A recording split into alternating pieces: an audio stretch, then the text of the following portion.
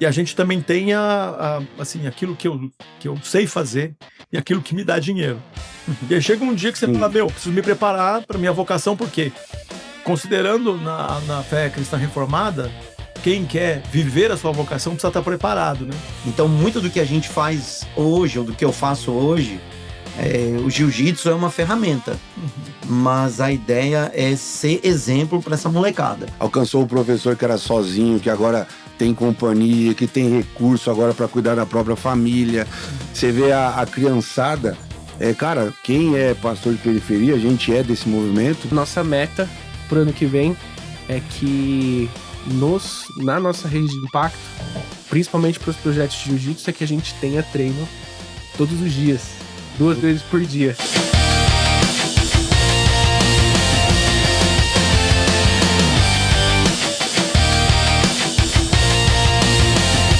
Podcast Falando e Fazendo, começando aqui uma conversa, mais uma conversa onde a gente fica sabendo do que as pessoas fazem, o porquê elas fazem, como elas têm feito, e a gente tem uma expectativa de que essas histórias sejam inspiradoras e cheguem para você como uma oportunidade de você conhecer gente que está trabalhando pela transformação ali no seu contexto, usando o que tem, fazendo o que pode, para que esse lugar onde a gente vive, que as nossas cidades, que os nossos bairros sejam lugares melhores, com gente transformada, com gente acreditando na vida, com gente cheio de esperança, cheio de fé, vencendo e fazendo outras pessoas chegarem em lugares onde elas nunca pensaram que podiam estar. Então a gente está aqui feliz por estar podendo fazer uso de uma oportunidade como podcast para que isso aconteça.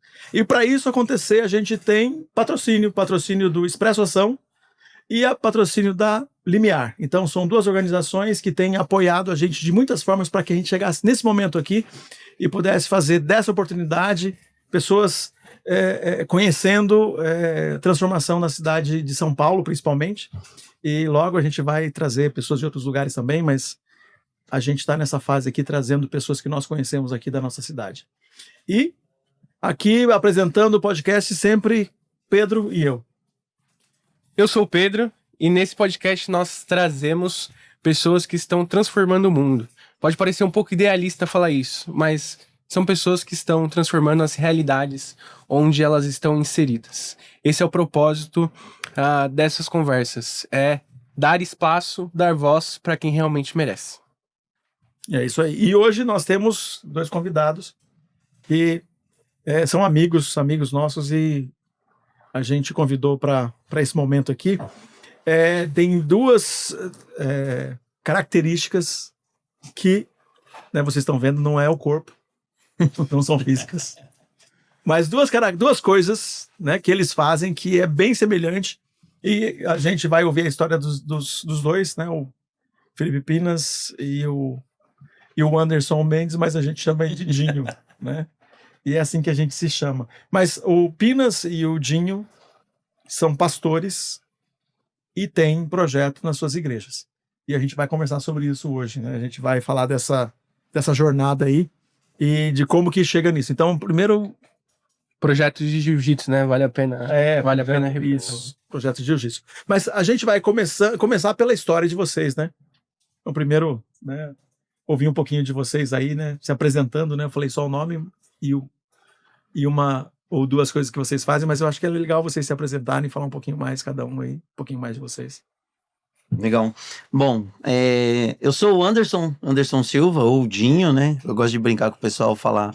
Tem duas personas, né? O Anderson Silva, quando você fala sobre o pastor da igreja, que tem que ser aquela pessoa mais séria. Mas quem me conhece de verdade sabe que eu sou Dinho, eu sou pastor da igreja do Campo Limpo. Nós temos um projeto de jiu-jitsu lá, onde eu também tenho o privilégio de ser professor. Então, eu tô aqui com essa galera que está lutando para transformar a realidade da comunidade onde está inserida, fazendo aquilo que a gente tem nas mãos, ou aquilo que a gente consegue. Eu tenho 45 anos hoje. Quando cheguei para essa história de igreja, né, eu tinha 19 anos, então foi quando eu conheci uma outra perspectiva de vida, uma perspectiva que eu não tinha dentro da comunidade onde eu nasci e cresci. E lá eu encontrei muitas coisas bem legais que me ajudaram a me tornar o homem que eu sou hoje. Então eu estou muito feliz de poder estar aqui, depois de todo esse tempo, são 25 anos nessa caminhada, onde eu aprendi muita coisa, e uma delas foi lutar e ensinar jiu-jitsu. E eu tô muito feliz com isso. Legal. Se apresenta aí pra gente, Pinas. Fala um pouquinho de você pra nós. Legal, meu nome é Felipe, me chamam de Pinas, mas eu sou parecido com o Dinho, assim. Meu nome é Marco, né? Ninguém sabe. Não é Marco. Meu nome é Marco, e quando eu jogava bola na escola é Marco Felipe, né? Os caras usavam meu nome ali. E aí Pinas nasceu, acho que de Filipinas, de falar desse país aí, começaram a me chamar de Pinas e agora todo mundo me conhece assim. E eu também, eu não sou professor, eu sou aluno de jiu-jitsu, mas também pastor de uma igreja que promove pelo esporte, né, o jiu-jitsu, e tem sido um tempo muito especial pra gente, pra minha vida. Eu, que vou contar um pouquinho mais sobre essa história, que conheci o jiu-jitsu na pandemia, depois que eu fui pai, né, minha filha Lívia nasceu, eu virei pai, e aí eu falei, eu preciso fazer alguma coisa, né, tava acima do peso, tô ainda, né, Jim? Mas tava mais, né?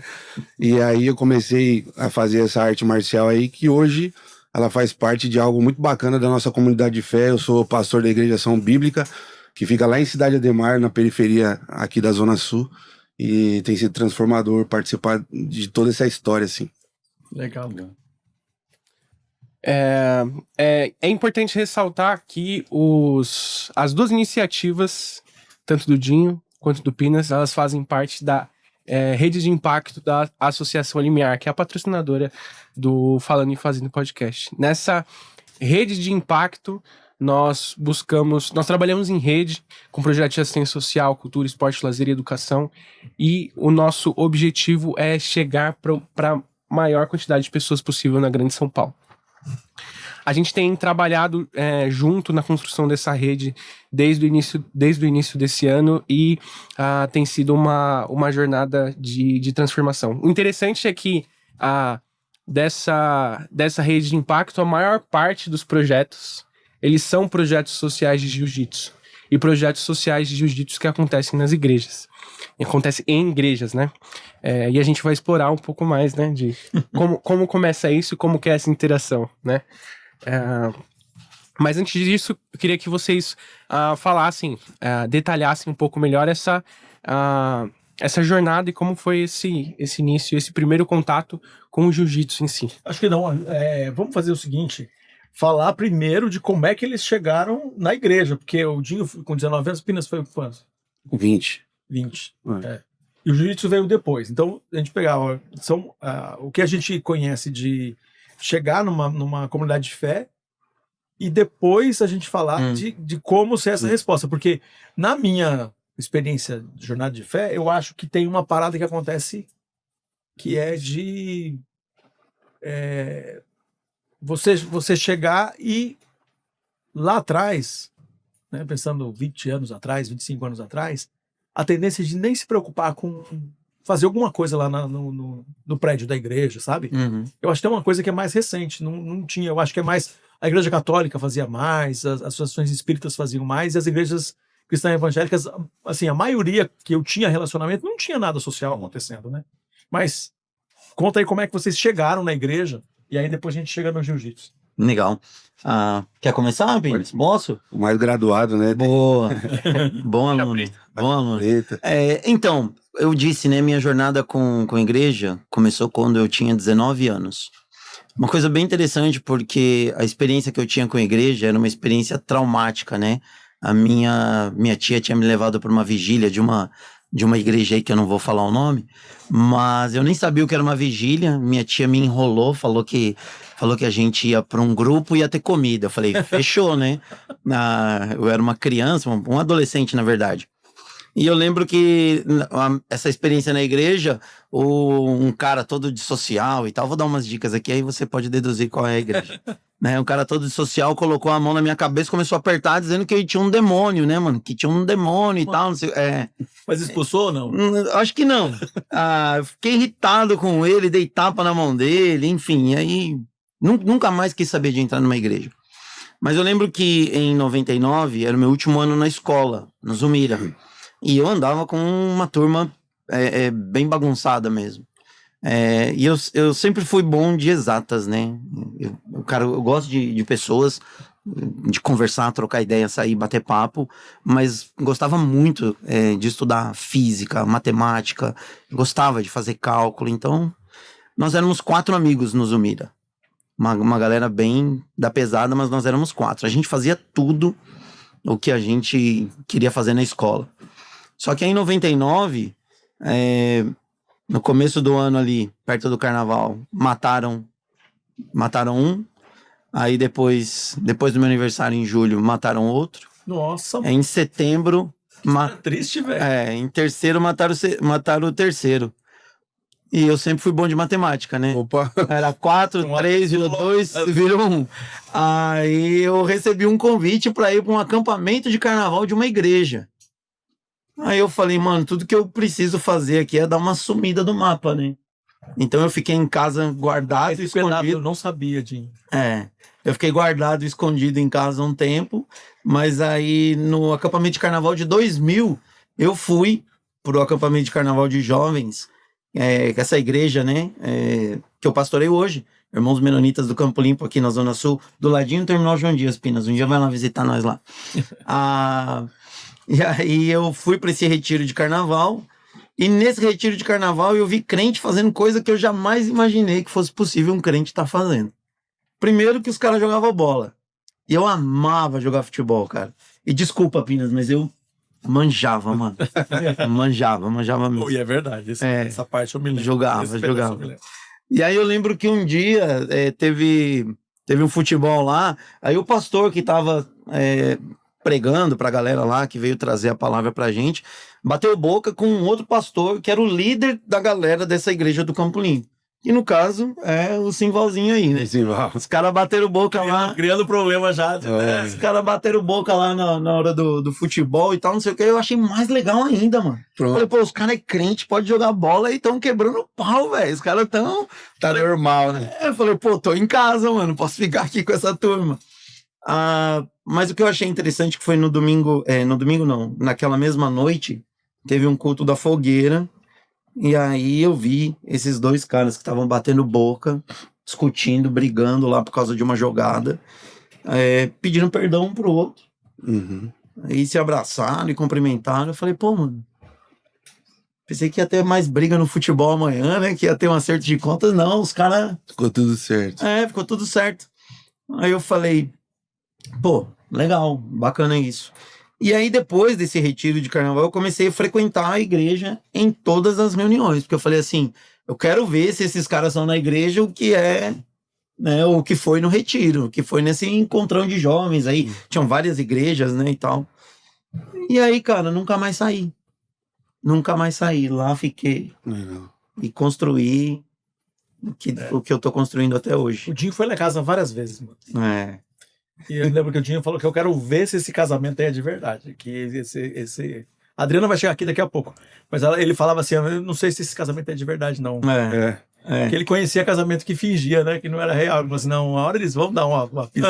Esse é o negócio aqui. Porque assim, meu contexto é o contexto da maioria aqui, né? Grande São Paulo, periferia, né? Preto, pobre.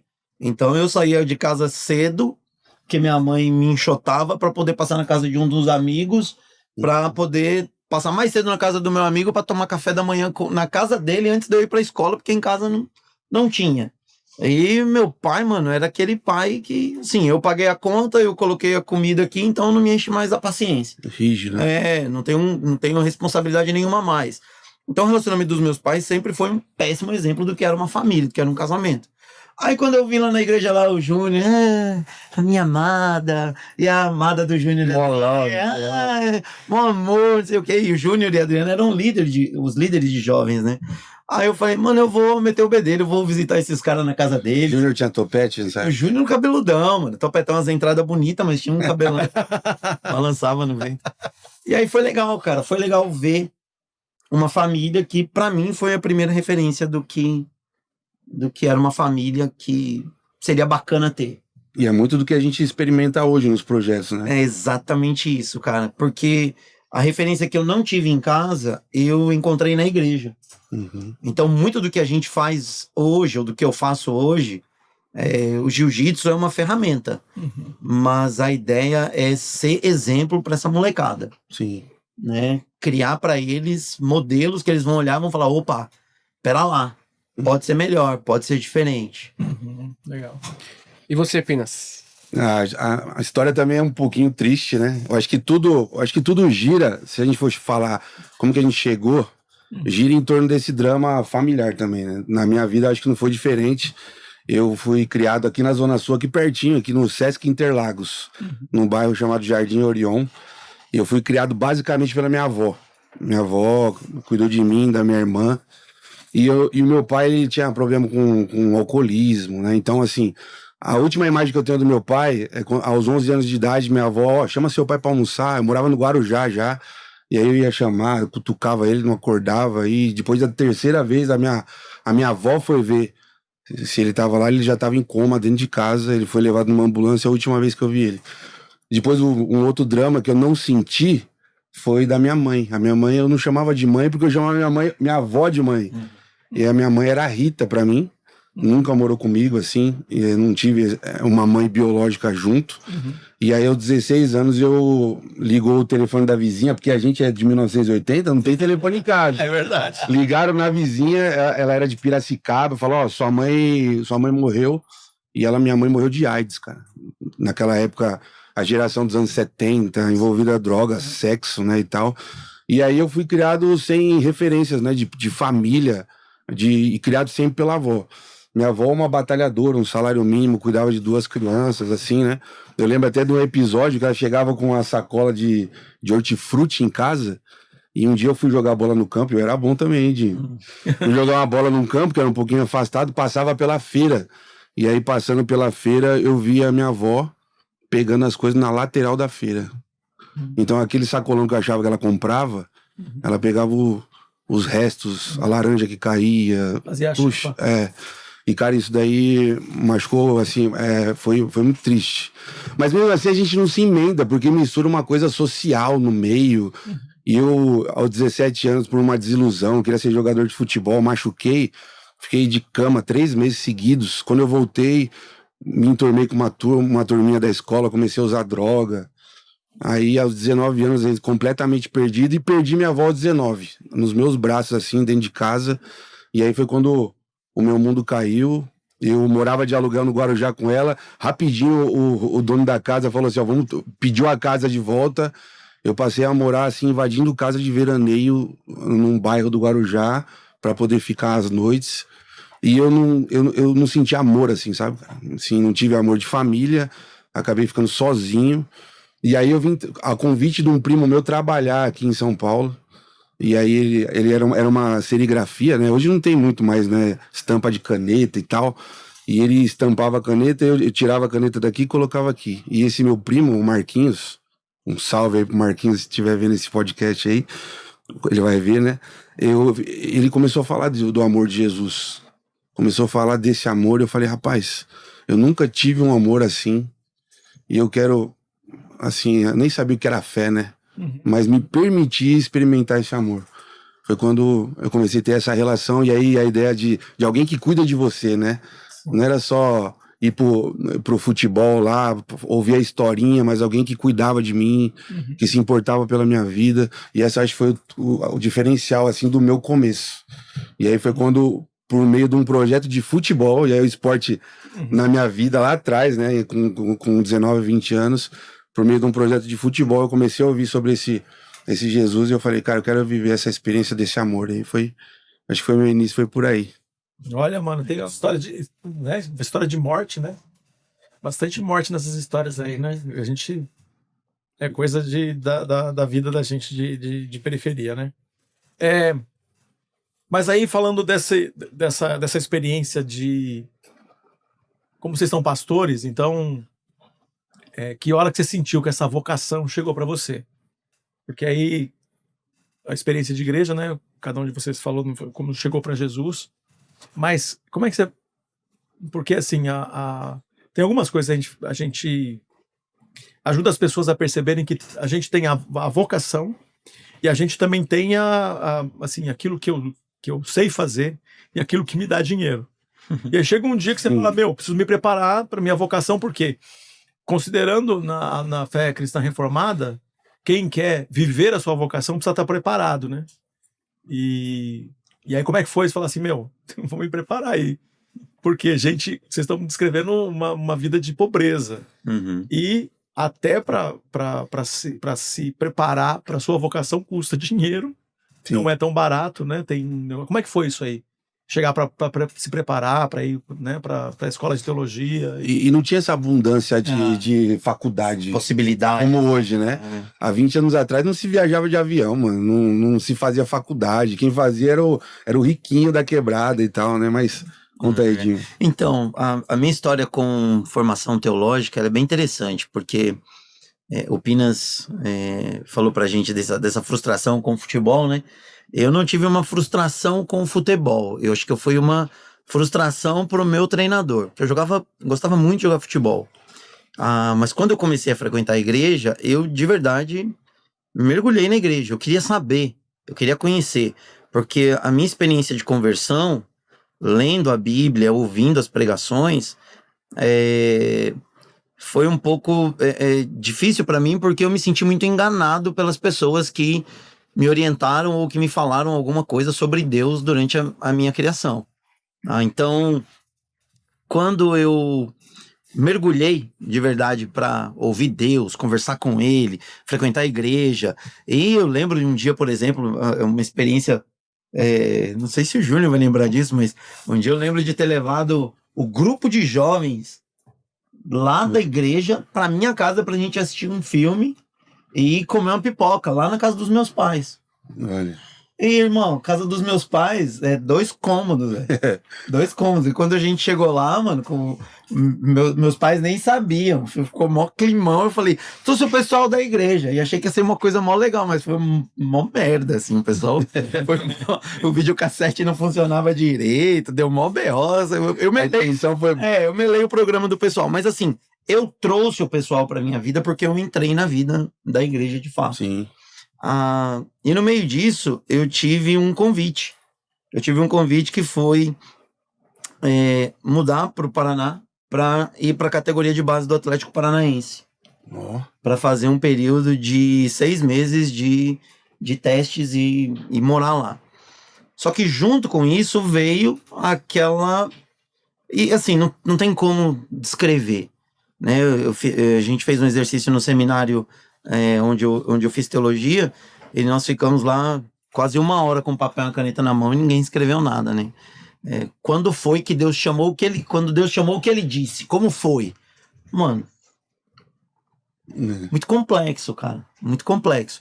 Mas uma certeza que Deus tinha me chamado para fazer mais pela obra de Deus, como a igreja, que minha vida realmente era dele agora. Sim. E as duas ofertas vieram juntas. Eu lembro que eu procurei seu pai, o pastor Simval. Procurei o pastor Simval para conversar. Mano, eu era recém-convertido praticamente. Eu cheguei na igreja em 2000, começo de 2000. E quando eu fui pro seminário, foi em março de 2003. Só que eu tinha mergulhado em um montão de coisas da igreja, de verdade. Aula para adolescente, estudando com um grupo de jovens. De vez em quando vocês me jogavam a revista de escola dominical, estuda aí, você vai dar aula semana que vem. Então eu participava de tudo e estudava e lia. Eu tenho até hoje o Novo Testamento, meu primeiro texto sagrado, né, bíblico, foi o Novo Testamento da NVI. Quem me deu foi o Júnior Adriano. Eu tenho até hoje, tá na minha biblioteca da igreja lá. Nossa, você vê que coisa. Cara. Então, assim, eu lia muito, né, já naquela época. E eu fui procurar o pastor Simval falou pra mim, falou assim, é fácil, Anderson. Ele nunca me chamou de Dinho. Falou, é fácil, Anderson, né? Falou assim, onde você acha que você vai poder servir melhor a Deus? Só fez essa pergunta, cara. E aí eu catei e falei, tá bom. E aí decidi, falei, vou pro seminário. A gente conhecia os Jovens da Verdade. Até hoje tem lá, né, a FLAM, Faculdade Latino-Americana, fica lá em Arujá, e lá a gente foi desafiado, num retiro que nós fizemos lá. Aí o Gilson falou da faculdade, eu me interessei. Eu lembro que nós fomos o Pio, Samuel e eu conversar com a Dona Ivone para fazer entrevista, carta de recomendação e tudo mais. Aí eu sei que eu levei o negócio adiante, e quando chegou lá, falou assim, ó, custa tanto para vir morar aqui e estudar aqui. São 4 anos de seminário, de faculdade teológica. E dinheiro nunca tive, cara. E aí o seminário me deu uma bolsa, e o restante a igreja pagava. E tinha uma senhora da nossa igreja, faleceu agora tem pouco mais de um ano, a Dona Amélia. A Dona Amélia promoveu entre a igreja do Campo Limpo o que ela chamou de clube de amigos. A mãe do Biel? É, a mãe do Biel e do Thiago. E nesse clube de amigos, cada pessoa da igreja tinha a oportunidade de ajudar mensalmente, R$2, R$3. E aí ela juntava essa grana, entregava para a igreja, e a igreja depositava para o seminário. Foi assim, e eu pagava com trabalho lá. Trabalhava 15 horas semanais e oferta. Da viúva pobre, mano. E oferta da igreja para fazer seminário teológico. 4 anos de seminário. E aí... E graças a Deus por isso. Quem conheceu, ou quem conhece... Conheceu, né? Conhece não, mas quem conheceu a Dona Amélia, essa história aí, cara, fica mais poderosa ainda. Pois é. Impressionante. Para você ver, hoje a gente teve uma reunião hoje pela manhã, no mesmo bairro, na rua ali onde a afinada Dona Amélia morava, os filhos dela moram lá até hoje, e aí tava falando pra Cris, a minha esposa, contando, aqui tinha a sala Boas Novas, a tia Amélia juntava junto com a Cleide, com a Clélia, juntava a criançada toda aqui pra ouvir da palavra de Deus, no domingo lá na caravana, levando todo mundo pra igreja. Depois a Dona Amélia foi uma pessoa que realmente marcou a geração dela. Sim, sem dúvida nenhuma. Você, mano, por que foi estudar? Continue. Porque foi estudar. Nunca fui, sempre fui o aluninho na Alta 7 ali passando. Mas eu. Tava bom demais, né? Tá bom. Mas eu lembro que, assim, a minha era o projeto de futebol e eu participava dessa atividade, né? Eu só tinha uma regra tinha 2 regras. A regra que, para participar do futebol, que era uma quadra alugada pela igreja, um investimento da igreja, tinha que assistir o cultinho, né? Assistir a palavrinha lá pra jogar. Então era o esquema dos caras. Então você ouvia. Cultinho pode... Aí joga. E aí eu comecei a olhar aquilo, cara, e desejar fazer aquilo que o meu primo fazia, que era compartilhar as histórias pros meninos, assim. E eu resgatei umas folhas de anotação que eu fazia, uns esboços assim horríveis. Hoje você lê, né? Você fala, meu, como que eu falei isso aqui, cara? Não tem condição nenhuma. Mas lá no comecinho, assim, foi com muito amor que a gente fazia. E eu passei de liderado a liderar. Eu comecei a entrar na escala de contar a historinha, né? E eu lembro que naquela época, eu entrei na aviação para trabalhar, né? Não era piloto não, né? Eu empurrava os helicópteros lá. Participava da parte do abastecimento, fazia toda aquela parte de solo lá no Campo de Marte. E lá eu nesse projeto, nesse trabalho, eu peguei um cargo de supervisor lá, né? Então todo menino que queria trabalhar eu colocava no projeto. Então tem menino hoje que é mecânico de aeronave, por exemplo, que tá bem assim, ó, que era do projeto de futebol, que eu arrumava emprego e os moleques ficavam lá. Um dos meninos que trabalhou comigo foi o Tiagão lá da sua igreja lá. O Thiago da Carla. Ele foi um dos que eu coloquei para trabalhar comigo. E aí, conheceu a Carla no meu casamento. A Carla foi amiga minha de seminário, né? E aí, eu tava na recepção com o Thiago uma noite, assim, cara. A gente conversava bastante. E aí, eu falei assim, cara, o que eu vou fazer da vida, cara? Eu tô com tantos anos. Eu e ele, perdidão, assim, ó. Empurrando helicóptero o dia inteiro, né? E aí, cara, o que eu vou fazer da vida? O que você gosta de fazer, Thiago? A gente ficou nessa, entramos numas, assim, de olhar pro futuro, né, cara? E aí ele, cara, não sei também. Eu falei, alguma coisa eu sei. Eu gosto de cuidar de pessoas, de fazer a mesma coisa que o Marquinhos faz comigo. Que é falar do amor de Deus, tá com os meninos, eu amava isso. E aí, naquela noite, cara, eu falei, então eu vou fazer o seminário. E aí ele falou, vou fazer assistência social, vai ver um por cada lado. Aí ele se matriculou, eu me matriculei, e inclusive eu fui fazer o seminário na última turma, né? Foi a última turma do seminário Batista Esperança, lá que eu fiz o seminário com os irmãos do Simval, com o Silas, com o Samuel, com a galera lá Fábio, Márcio, só tranqueira naquela turma. A gente fechou. Foi a última turma do seminário. Como... O cara falou que acaba. O seminário fechou. Acaba com esse negócio aí que era, era uma bagunça generalizada. E lá Deus me deu a oportunidade de conhecer vocês, conheci o Pedro novinho, né?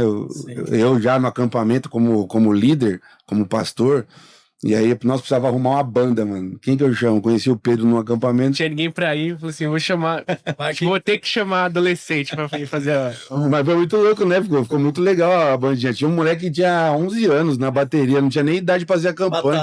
Pra estar lá, o Samuel lá da...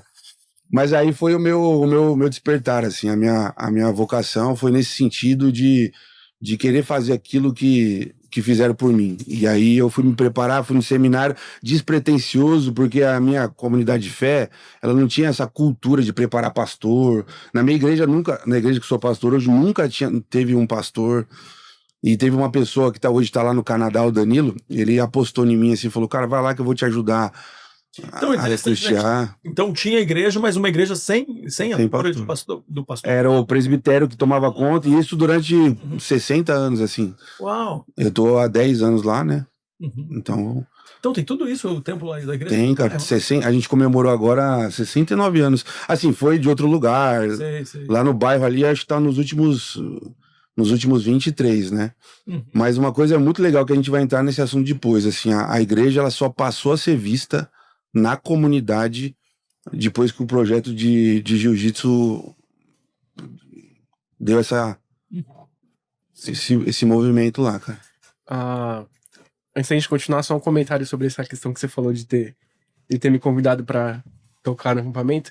Essa vez, a galera que naquele momento eu tava tocando junto, que era da minha idade, que tava todo mundo nos 16, 17, que já tinha alguma habilidade, alguma experiência maior, me deixou na mão. E aí eu fui atrás de fazer um casado. E aí foi com os moleques. Pedro e as crianças. Com os moleques mais novos, que tava com 13, 12, 11. Gustavo. Mas aí foi muito interessante, porque a partir dali a gente começou uma sequência juntos, né? Que eu não tô mais junto com eles hoje, mas hoje eles permanecem tocando juntos, a banda Storge, e eles arrebentam. Pedro pegou a molecadinha, formou, falou, agora vocês podem andar. Os moleques estavam ficando bom, o Pedro vazou. Tá E bom demais pra eu continuar junto. Eu terminei meu projeto. Se eu continuar, eu preciso continuar eu vou precisar me esforçar pra acompanhar e não é rápido. Mas enfim, isso que você falou sobre a igreja passar a ser vista por conta do projeto social, né? Eu tinha falado para vocês falarem da história com jiu-jitsu. Então conta como vocês conheceram o jiu-jitsu e como vocês passaram a pensar no esporte e no jiu-jitsu como ferramenta de transformação social. Comigo, eu tava pastoreando uma igreja, a nossa igreja lá em Vargem Grande Paulista. Nós tínhamos um projeto social já, a gente tinha uma parceria com o Expresso Ação e com a Prefeitura de Vargem Grande Paulista, e nós atendíamos um grupo de crianças, né, previamente cadastradas, tudo certinho, mandadas pela Prefeitura de Vargem Grande Paulista para o nosso projeto. Era um projeto que era no contraturno escolar. Então a criança que estava na escola pela manhã, à tarde, obrigatoriamente, ela tinha que estar lá no nosso projeto. E nós oferecíamos muitas coisas para as crianças. Uma delas foi o jiu-jitsu.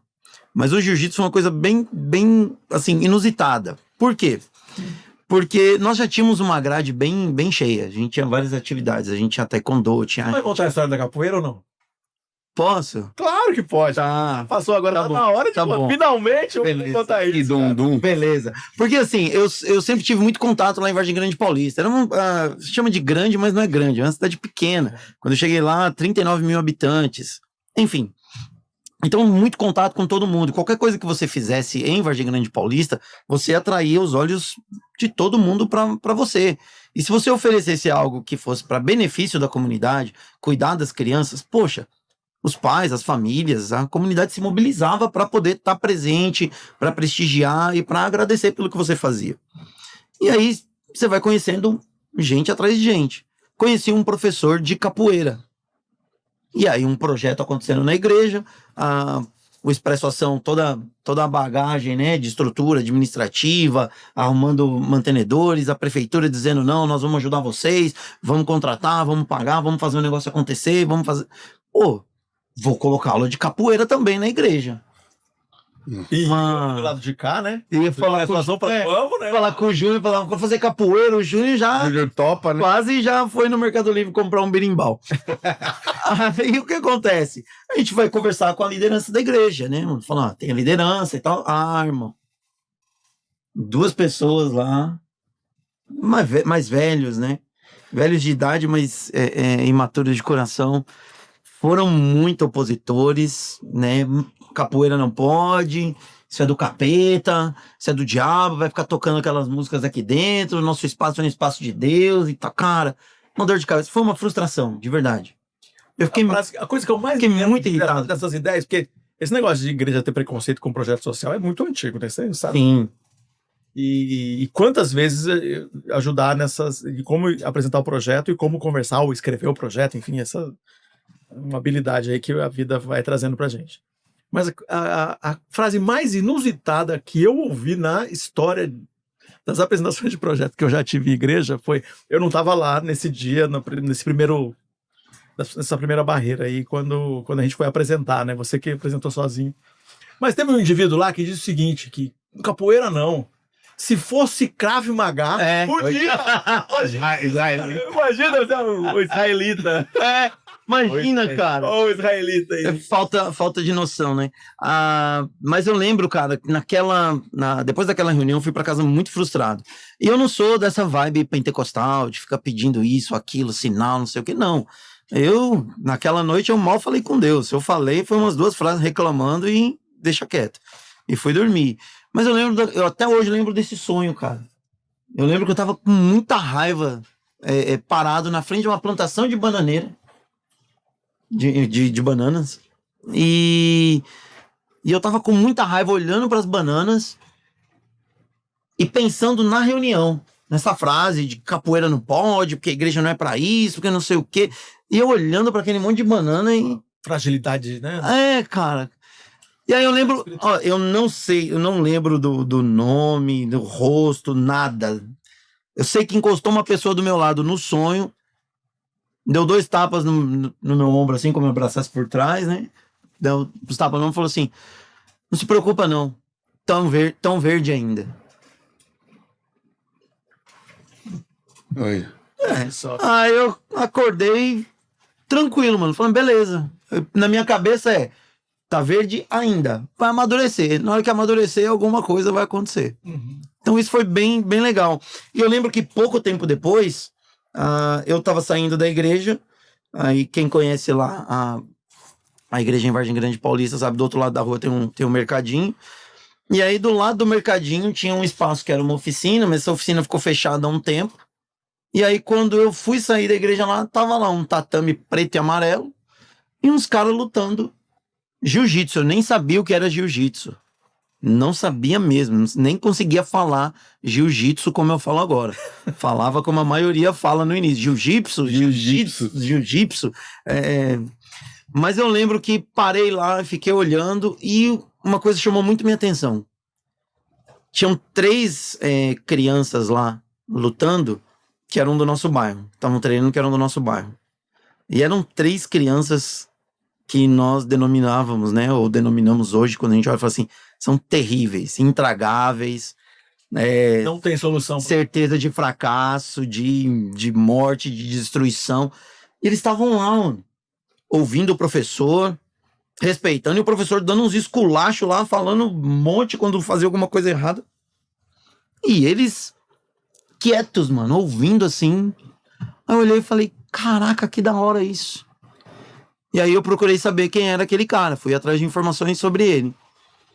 Descobri quem era, assisti mais um treino, outro treino, até que um dia eu cheguei, depois do treino, fiquei lá encostado. Tava conversando com ele semana passada, né? É o Pim, professor Pim. Um abraço, irmão. E chamei ele e falei assim, posso falar com você um minuto? Aí ele veio meio estranho, quem conhece o Pim sabe como que é, né? Parece o Donatello lá do Tartaruga Ninja. Aí ele chegou. Aí ele chegou brabão. Ele chegou brabão assim. Próxima vez que for ver o Pim, vai vir essa imagem agora. Isso é fogo, hein? Aí vocês se viram com ele. Aí ele chegou, opa, beleza e tal. Eu falei, pô, me explica aí um pouco como é que funciona, tal, não sei o quê. E ele do jeito dele, né? Ele, por quê?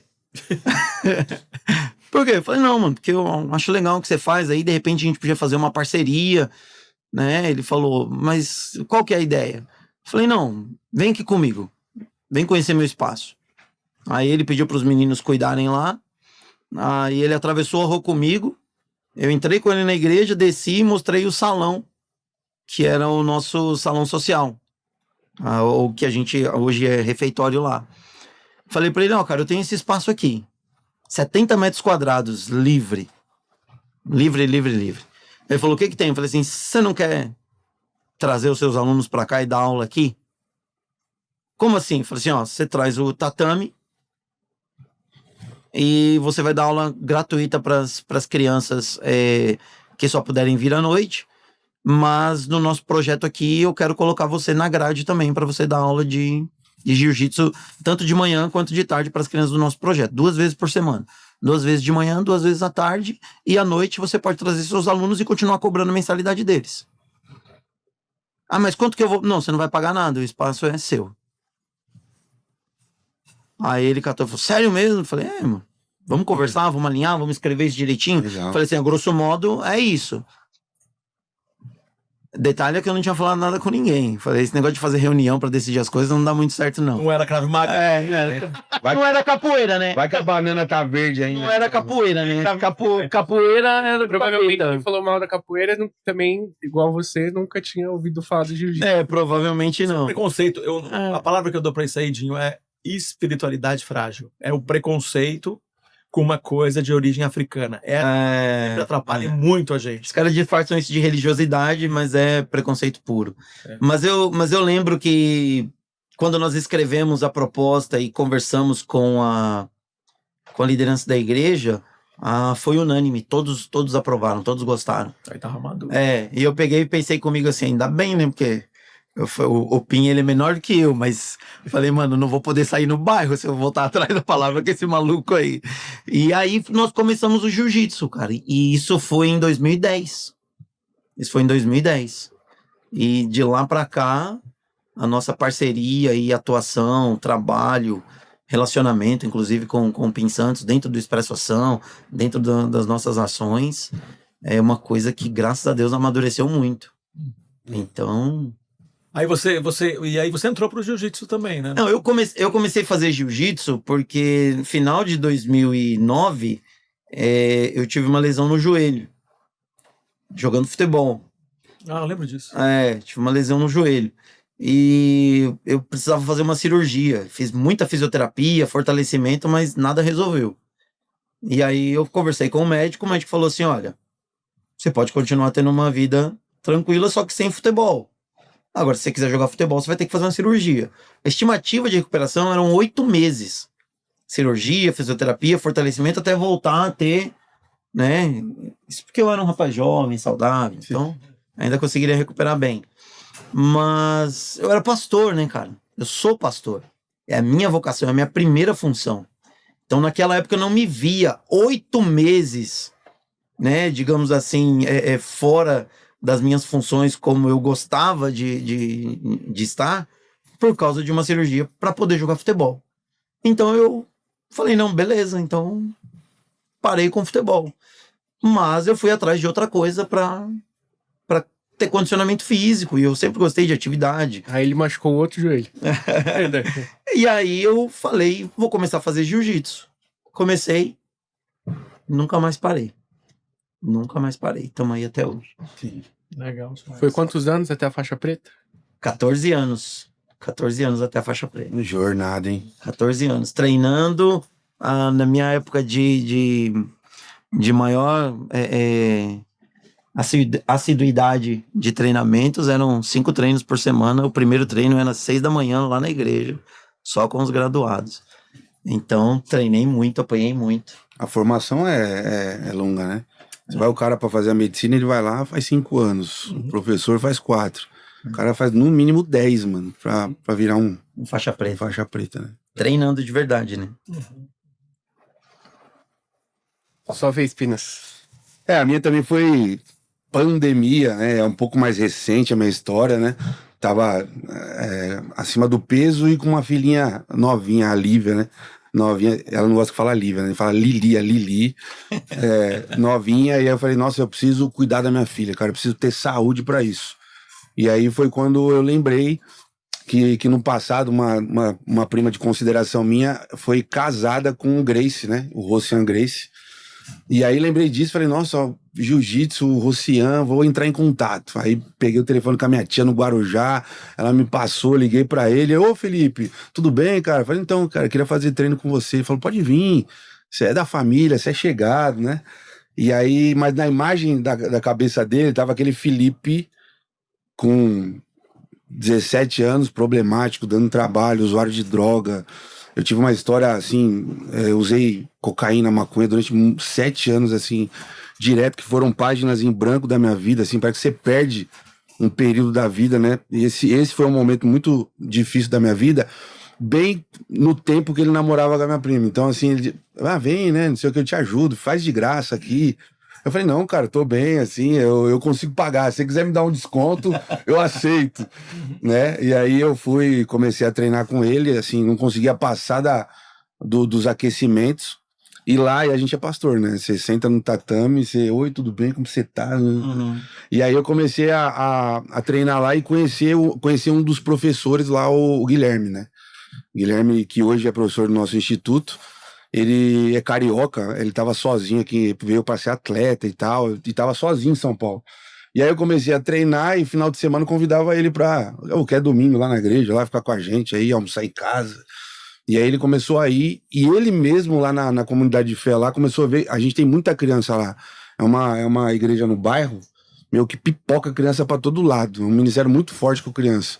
Ele mesmo olhando aquele movimento, ele falou, rapaz, o que você acha da gente fazer uma aula de jiu-jitsu aqui? Aquilo, pra mim, esporte em igreja, pra mim era futebol. Eu não tinha essa dimensão, né? Eu falei, nossa, eu sempre quis com futebol. Falei, sério, cara? A gente pega uma salinha aí, dá uma reformada aí, bota uns tatame, a gente faz aula com as crianças aí. Aí eu falei, rapaz, mas vamos fazer aula pra criança, mas eu não sei nem se eu quero ficar no jiu-jitsu, né? Porque eu tava num horário assim, cara, só graduado, o horário da 1h da tarde, né? A hora do almoço, que eu sou pastor, eu tenho que dedicar também. Eu falei, vou parar na hora do almoço entre 1 e 2h30. Eu treinava lá, eu voltava pra Diadema na minha moto que tá aqui, né? Eu voltava com o braço duro, tudo doendo, tanto tomar armlock, assim. Eu falei, cara, jiu-jitsu eu acho que não é pra mim, não. E aí eu não sabia se eu ia ficar. Aí, como que eu vou montar um projeto se eu não sei se eu vou conseguir seguir adiante, né? E aí fui persistindo. A gente montou numa salinha que não tinha nem janela lá. E aí a gente fez a inscrição, divulgação, colocamos banner lá na igreja. Fiz uma primeira reunião com os pais, assim, tinha 30 alunos já, de começo. E aí eu lembro que a gente fazia os treinos assim, cara, e a parede suava assim, ó. Porque não tinha janela, escorria assim, ó. Eu falei, nossa, aqui não dá, né? E a igreja tava num processo de construção, reforma no salão principal. E aí a gente ficou por 1 ano lá, fazendo lá embaixo. Era uma luta, né, pra pagar professor, sempre conseguindo um dinheirinho aqui, um apoio da igreja. Foi até que depois, essa história vai vir depois, né? Que chegou a limiar na nossa vida, né? E o Expresso Ação, que a gente tem visto a mão de Deus nesse negócio, tem visto o quanto a gente pode chegar, o quanto a gente pode expandir e o quanto, como foi bom para mim o esporte, no caso o futebol, junto com a pregação da palavra, esse amor de Jesus, eu percebo que esse é o canal e é o movimento que a gente precisa fazer no nosso bairro. A gente estava lembrando de um trecho aqui do profeta Jeremias, né? Que fala lá que o povo vai para Babilônia, né? E Deus dá uma orientação por meio do profeta para falar, olha, o que vocês têm que fazer aqui, cara, é se relacionar com a cidade, orar pela cidade, e a Shalom, né? A paz na cidade vem por meio de vocês, cara. A paz da sua cidade será a vossa paz, né? A vossa paz. Então, se a minha atitude em relação à cidade melhora a cidade para mim. Então, a maioria das pessoas espera que a cidade melhore sem eu fazer nada, né? Eu fico parado e a cidade melhora, tudo melhora e tal. Isso não tem nada a ver com quem é discípulo de Jesus, né? A parada é Sim. diferente. Eu trabalho por essa paz, porque no final, quando as coisas funcionam, funcionam para mim. Funcionam para os meus filhos, para os meus netos, para os meus amigos, né? Para as pessoas. Então, a gente faz uma lógica inversa, né? Porque eu faço parte da mudança que eu quero ver. Sim. E essa estrutura vai alcançando todo mundo, né? Alcançou o professor que era sozinho, que agora tem companhia, que tem recurso agora para cuidar da própria família. Você vê a criançada. Cara, quem é pastor de periferia, a gente é desse movimento. Cada moleque que eu coloco para treinar é um moleque que vai se envolver com coisa errada a menos. É um a menos, não. É um a menos. É um a menos, não. Então eu penso assim, e aí você vê que você acaba sendo um capelão, assim, da comunidade, né? Porque agora tem, o menino fugiu, chama o pastor, aí você vai lá, tenta conversa com um, você vai sendo essa pessoa, né? Essa referência, né? Dentro do bairro, porque eu acho que isso é muito legal. Então, eu acho que assim, a igreja, para ela aproveitar o potencial dela, ela precisa fazer ações de impacto assim, cara. Porque senão a gente vira um elefante branco, cara, que funciona sábado, um encontro de jovem, os cultos do domingo e a semana inteira com a igreja fechada, cara. E aí, Traga uma função social pro espaço. Exatamente. E aí, quando você faz isso, eu trouxe um amigo uma vez, e aí o treino acontecendo lá de terça, os pais andando por lá, a gente conversando. Os caras falaram, cara, que é isso, cara? É surreal. Terça-feira, um frio lascado em São Paulo e você movimentando 40 pessoas num espaço que era pra estar fechado, cara. Então, acho que isso faz tudo sentido. E eu já comentei isso lá na nossa reunião, né? Eu sempre andei pelas palestras e conferências por aí, sempre trombei esse senhorzinho aí, né? A gente sempre amistosamente, pelo Pedro, pela galera que a gente conhece, sempre se cumprimentamos, tudo, né? Anda só com bacana, cara. E aí você sempre começa a ouvir essas histórias, cara, de sucesso nas palestras. Você fala, cara, e eu, mano? Sou lá da favela, cara, sou pastor da periferia. Será que nunca chega aqui as coisas? O Simval nunca vai lá fazer uma visita? E eu tava tentando procurar esse corte numa das pregações minhas lá do YouTube, que eu falei, até citei o nome dele, mano. Às vezes eu fico querendo, ter um contato com uns caras desse, pra ganhar algum tipo de influência. Cara, eu tenho que me contentar, cara, que eu sou pastor daqui. E olha só, Jesus, ele era de periferia, cara. Pra onde que ele andava? Cafarnaum, Nazaré, ele andava nas quebradas, irmão. E eu falei, e aqui é o meu lugar, cara. E aí, sabe o que é muito louco disso? A Flavinha, a minha esposa, que falou isso. Ela falou assim, cara, já parou pra pensar que o Simval que veio até você, e esses dias aí, a gente teve o privilégio de ver lá, ministrando a palavra pra molecada lá, foi fazer uma visita lá no nosso espaço com o Deco lá e tal, com o pessoal. O Simval veio na nossa comunidade. Você vê como a resposta de Deus, cara, assim. Glória a Deus. Sabe, cara? E eu acho que, assim, esse podcast já serve para isso. E o tema é jiu-jitsu nas igrejas. Eu acho que as igrejas precisam ter atenção, que o impacto social é uma ferramenta, como o Dinho disse, uma plataforma para colocar pessoas naquele lugar para que você aproveite para falar do amor de Deus. Acho que essa eu acho que é a nossa vocação. Sim. Né, assim, também como a gente tem no Instituto na Missão, a gente tem definida a nossa missão, né? E a nossa missão o Instituto na Missão é uma ferramenta, uma plataforma de pregação do evangelho para que a igreja faça discípulos. A nossa ideia não é ser igreja, mas é criar um ambiente, uma estrutura que promova isso e a igreja aproveite esse momento, assim, sabe? Essa ferramenta. Acho que... Legal Boa. demais, legal demais. Obrigado pelo carinho, pela palavra. Mas que coisa interessante, né? Então, assim, que nem eu tô falando com vocês, é uma das coisas, né, que é como oportunidade, né? Falando assim que das coisas que fala assim, que Deus me deu algumas coisas. Uma das coisas que Deus me deu, que eu tenho consciência, é que Deus me deu uma capacidade do que a gente chama na Bíblia de dom de encorajamento. Que ajudar as pessoas a terem coragem para fazer a parada acontecer, né? Então ajudar as pessoas a ter mais esperança quando olha para as coisas, né? E aí você tá falando de uma coisa assim. Sim. Porque isso é uma coisa que eu tenho consciência, né? Então quando a gente tá falando sempre, quando a gente olha para essa lógica mais pentecostal dos dons, a gente vai sempre pensar nesse negócio mais sobrenatural de uma coisa que é um negócio que você não consegue explicar, que, né, tem uma coisa super difícil de você explicar e que acontece na lógica do milagre, um cara que é usado por Deus para fazer, né, uma pessoa que estava ali quase morta ressuscitar. Mas a palavra, quando fala, vai falar de dons, né? E nesse negócio do dom de encorajamento, é sobrenatural, mano. Eu reconheço que em mim existe esse negócio aqui. Quando eu converso com uma pessoa que está me contando uma ideia, eu simplesmente estou conversando com ela, mas eu sei que essa parada ajuda a pessoa a olhar para o negócio com mais esperança e conseguir pensar em fazer. Porque um dia o Pinas escreveu para mim, cara. Tem um vídeo do Deco, de uma coisa que a gente tem no Expresso Ação que o Expresso Ação faz, né? De treinamento, ajudar as pessoas a definir um projeto e tal. Aí ele viu um vídeo do Deco e me escreveu, falou assim: meu, a gente tá fazendo um negócio aqui, cara, você precisa me ajuda aí. Dá um caminho, dá uma luz. Eu quero fazer aqui que eu tô precisando de ajuda, né? E aí tem as coisas da Glocal e várias coisas que a gente tá envolvido. Ele mandando e eu pensei, bom, eu não sei nem exatamente o que ele precisa. Eu falei para ele, beleza, vamos conversar, vamos marcar uma conversa. Não, ele não sabia, mas ele estava falando bem na direção do que nós estávamos planejando fazer uns 4 meses. E aí, 2 meses depois, mais ou menos, eu escrevo para ele, meu, vem aqui para uma reunião que eu quero apresentar uma coisa aqui para você, né? E a gente estava junto com o Pedro.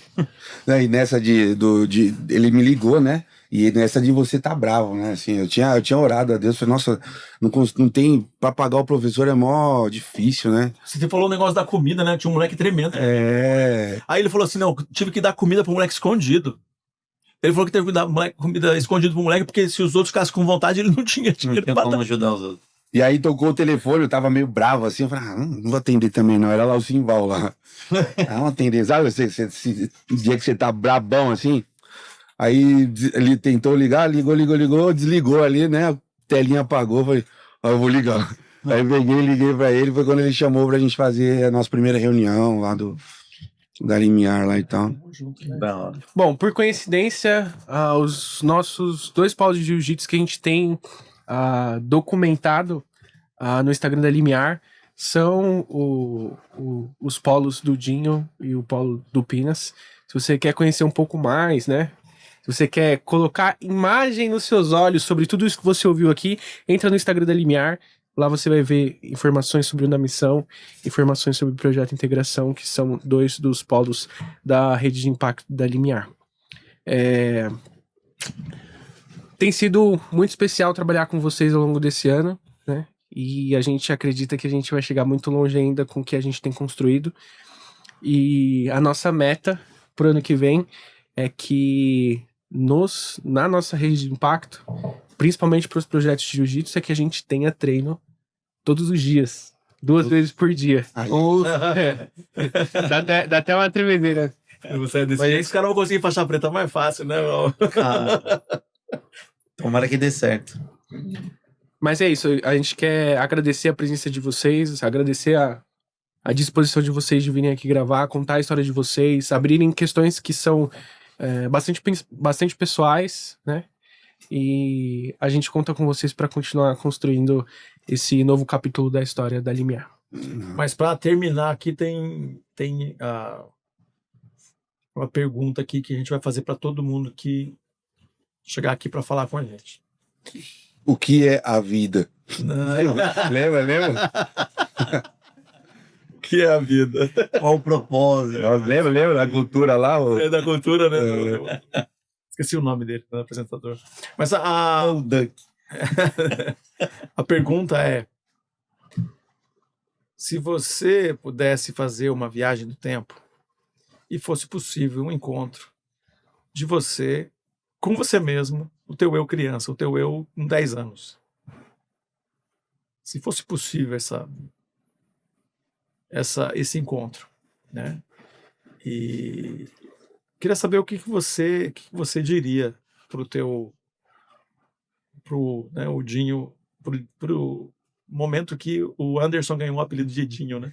O que você diria para ele? E aí, sei lá, que condição que ele estava, né? Porque essa é uma parada interessante, porque pensar a condição que ele estava e a condição que você tem. Né? Esse é um encontro que só acontece dentro da gente. É um encontro que não acontece na realidade, mas dentro da gente, a gente, né? Acho que é Mia Couto que diz que que a infância é o chão da vida que a gente sempre pisa, né? Então, a gente é incapaz de falar da vida sem a gente voltar lá na infância e lembrar dos negócios nossos, né? Cara, que pergunta legal, hein? Eu, tendo a consciência que eu tenho hoje, se eu pudesse me visitar na minha infância, nos 10, 11 anos, eu acho que eu diria pra eu ficar mais calmo. Acho que eu diria, Dinho, fica calmo. Você é um dos irmãozinhos mais novos de Jesus. Pode ser que não tenha ninguém cuidando de você agora, mas alguém vai cuidar de você porque você é um dos meus. Então fica calmo. Que da hora. E quando você for adulto, faça o mesmo por outros. Porque vão ter muitos irmãozinhos meus precisando de cuidado. Que da hora. Eu acho que eu diria algo por aí. Se eu voltar até o ponto que eu tinha 10 anos, eu ia estar naquela casinha humilde lá do Jardim Orion, com a minha avózinha, né? Que eu tanto amava, que na verdade é a minha mãe. E eu diria para aquele menino assim, cara, não perca as oportunidades da sua vida. E não perder as oportunidades para aquele menino se você precisar amar, se ame mais. Se você tiver tempo, use esse tempo de qualidade com as pessoas que você vai encontrar ao longo da vida. Porque eu tenho um pesadelo até hoje em dia, assim. Eu sonho com a minha avó, mas no meu sonho ela nunca fala, mano. Olha só. E eu tenho uma tristeza que eu carrego no coração. O meu lado psicanalista acende quando você fala um negócio desse. Eu já quero fazer, né? Já quero começar a conversa. O meu coração, assim, ele pesa. Porque eu lembro de um Natal em especial, cara, que eu escolhi me divertir com meus amigos. Dando tempo para quem não merecia tempo, e que a gente tava fazendo sempre coisa errada. E eu lembro, era uma casinha no morro, assim, ó, a luz acendendo e piscando da televisãozinha, num Natal onde minha avó tava passando sozinha, mano. E eu tenho essa imagem como se fosse hoje, assim, sabe, cara? Então eu não valorizei quem me amou. Então eu acho que o meu recado é esse. Não perca tempo, ama quem te ama, valoriza tempo. Então eu ia falar pra esse menino isso, cara. Mas assim, essa parada da conversa desse lado de cá pra lá, a gente vai encontrar bastante gente falando disso. Mas e a conversa de lá pra cá? O teu eu criança falaria alguma coisa? O Vai Dinho, você primeiro agora. Não. Primeiro, Já. você fica me colando, aí você fala que você é mais bonito aí. A psicanálise aqui tá dura, aqui já começou a bugar já o negócio, o cara tá indo muito profundo. Cara, o que que o pequeno Dinho diria pra mim hoje? porque na verdade, Cara, ele vai olhar pra um adulto. Cara, eu acho que ele primeiro ficaria muito cético. Muito, muito cético. Eu acho que seria a primeira experiência dele de milagre, porque o Dinho de 10 anos não tinha perspectiva nenhuma de vida, de realizações pessoais, constituição de família, de acreditar em Deus, de estender a mão para outra pessoa. O Dinho de 10 anos era o Dinho que tudo que ele conseguia era com muito esforço ou jeitinho, para não dizer roubo, né? Uma criança de 10 anos, para ter o que era dele, para ter o que comer, para ter o que calçar, para ter a bicicleta para andar. Ele não acreditaria em ver um Dinho que tira algo do bolso dele para ajudar alguém que não tem, que abre a porta da casa para acolher alguém que precisava de acolhimento na infância, que sai de madrugada para cuidar de uma criança que tá sozinha na vida. eu acho que ele ficaria muito assustado com quem ele se tornou. Eu não sei se ele conseguiria dizer alguma coisa, não. Acho que ele ia ter muita coisa para refletir. E o teu... O Marco... O Marquinhos. Né? O Marquinho de 10 anos falaria alguma coisa pra você? Cara, hoje eu sou um cara muito grato, assim, sabe? Chega domingo à tarde, você vem do culto de manhã, né? Eu sento na minha sacada gigante, né? Aquela sacadinha lá em Diadema, olhando pra imigrantes ali. E às vezes, eu fico vendo o movimento dentro de casa, né? A mulher fazendo comida, a minha filha passando, brincando pra lá e pra cá. E me emociona, cara. De falar assim, cara, olha que top, né, mano? Olha, tô seguro, tô com a minha família, cara, tô com a minha filha, glória a Deus por isso. Minha esposa fazendo um almoço, e ali me emociona essas coisas assim. Coisas simples assim, sabe?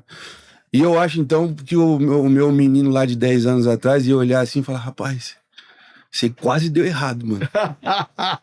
Tinha tudo pra dar errado. Tudo pra dar errado, mano. Mas você conseguiu, cara, você chegou. Que legal. Você chegou, eu acho que era isso que ia rolar nesse diálogo. Que legal, fiquei emocionado. Esse foi o primeiro episódio do podcast Falando e Fazendo. Aqui a gente conversa com as pessoas que estão transformando as suas realidades. Aqui a gente falou bastante sobre igreja, sobre a vida de igreja. Todos aqui nós somos cristãos evangélicos, mas é importante ressaltar que aqui nesse espaço, pessoas de todos os credos e raças terão espaço desde que elas estejam transformando as suas realidades. Se você curtiu essa conversa, encaminha para alguém que você acredita que também vai curtir, tá? Curte isso aqui, comenta, sugere um convidado que você gostaria que estivesse aqui na mesa conversando com a gente, falando sobre o que ele tem feito, sobre o impacto que ele está causando na sociedade. Tá? Se você quer apoiar a Limiar, se você quer se envolver com a Limiar, com projetos como os que você ouviu aqui, se você quer ajudar a construir as histórias de transformação que você ouviu aqui nessa conversa, que você vai ouvir nos próximos episódios, procure a gente e você também pode fazer isso diretamente no link da bio do Instagram da Limiar. Lá você tem diversas formas de contribuir. E eu não tô falando de coisas de termos financeiros, tá bom? Então, abraço e até a próxima. A gente se encontra no próximo.